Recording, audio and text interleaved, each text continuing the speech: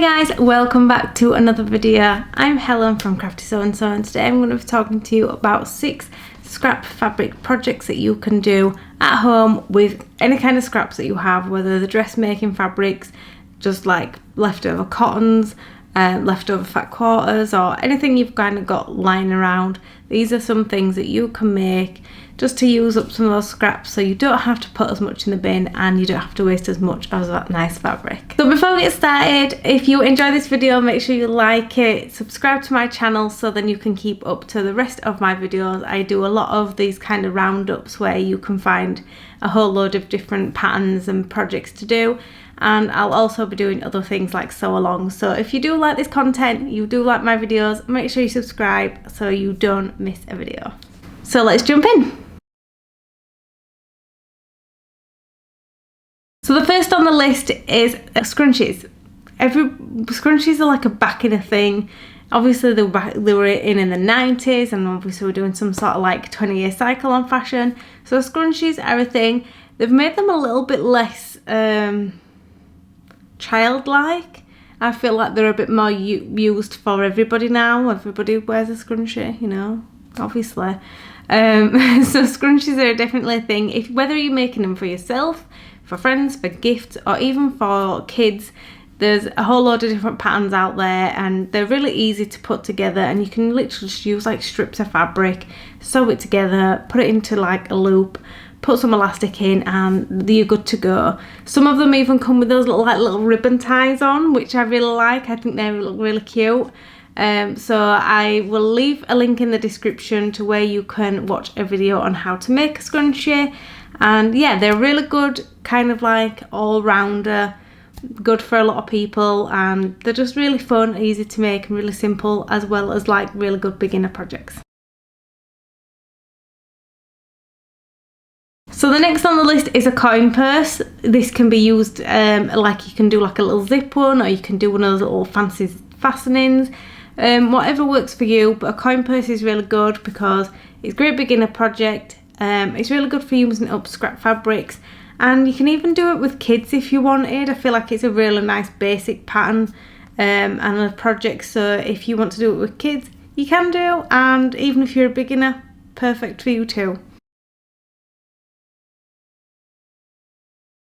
Number 3 is eye masks. So like I use an eye mask when I go on holiday sometimes, or when I'm on a plane especially, and I just really want to get some sleep and there's like lights everywhere.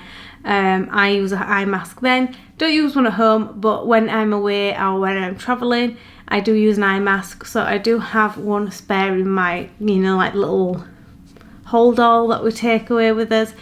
But these are really good, really simple again, really fun to make, because you can make these as kind of like interesting and jazzy as you like. So if you've just got plain cotton, then you can do like a little bit of embroidery on the mask, or use some funky fabrics and all kinds of things. So I'll leave a link in the description of where you can find instructions or a helpful tutorial on how to make one. But yeah, these are again a really good use of getting rid of those scrap pieces and just making something fun and easy. Number 4 on the list is coasters. So coasters, everybody uses coasters, I think, generally most people, but these are really good. I tend to use one in my office just so that I don't like let the, you know, the condensation run onto anything that's electrical. So I like to soak it up with a fabric coaster. So fabric coasters are really great. They can make really good gifts. They can make really good like Christmas presents or housewarming gifts. They're really good for beginners or even making with children. You can make them as jazzy as you want as well. So if you want to do like a little bit of quilting or patchwork, embroidery, all these kind of things, you can do that, which is really fun, especially if you've got a lot of different like colours and scraps of fabric you want to use. You can incorporate that into the coaster, or even placemats if you are interested. Go a little bit bigger, use up a lot more scraps to make something a bit more interesting, which is really fun, and they're really easy to put together. Number 5 is bunting. So bunting, I know you're probably thinking like that's maybe quite a big like set piece of kind of like fabric, but it doesn't have to be. You can use bunting to just kind of like make scrap bunting.